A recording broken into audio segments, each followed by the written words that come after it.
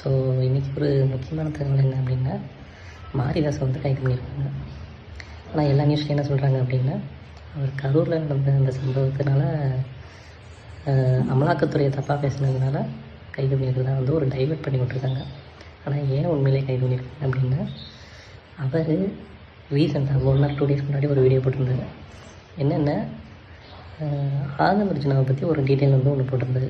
258 கோடி வந்து துறைமுகத்தில் கஞ்சா மாட்டியிருக்கு, அதுக்கு சப்போர்ட் பண்ணது வந்து ஜான் பிரிட்டோ அப்படின்னு சொல்லிட்டு ஒரு நியூஸு.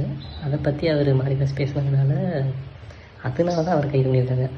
அவர் விஜயை பற்றி எவ்வளவோ பேசியிருக்காரு. ஏன் இந்த கரூர் சம்பவத்தை வந்து 2 மாதத்துக்கு முன்னாடி பேசியிருக்காரு.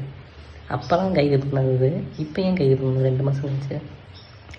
அப்போ ஆதவ் அர்ஜுனாவை வந்து டச் பண்ணதுனால கைது பண்ணியிருக்காங்க. அது கிளியராக தெரியும் நமக்கு. ஸோ இந்த இடத்துல வந்து மாரிதாஸ் என்ன பேசினார் அப்படின்னா, ஆதவ் அர்ஜுனா அவங்க ஃபேமிலியை பற்றி, அதுக்கப்புறம் ஜான் பிரிட்டோ சிண்டிகேட்டை பற்றி, இப்போ ரீசெண்டாக கிட்டத்தட்ட 1.8 crore கஞ்சா மாட்டினதை பற்றி அவர் ஒரு டீட்டெயில் வந்து சொல்லியிருந்தார். ஸோ அதனால வேகமாக மாரிதாஸை வந்து அரெஸ்ட் பண்ணியிருக்காங்க. இதுக்கு மேலே விட்டா நிறையா பேசிடுவோம் அப்படின்ட்டு. இத்தனை நாள் விஜயை பற்றி என்னென்னமோ பேசியிருக்காரு மாரிதாஸை, திரு விஜயை பற்றி. அப்போல்லாம் கைது பண்ணாமல் ஆதவ் அர்ஜுனாவை டச் பண்ணும்போது இம்மிடியேட்டாக எவ்வளோ போலீஸு. இதை பார்க்கும்போது நமக்கு விஜய் என்ன தான் சிஎம்மா இல்லை ஆதவ் அர்ஜுனா சிஎம்மான்றது ஒன்றும் புரிய மாட்டேங்குது. யோசிக்கும்.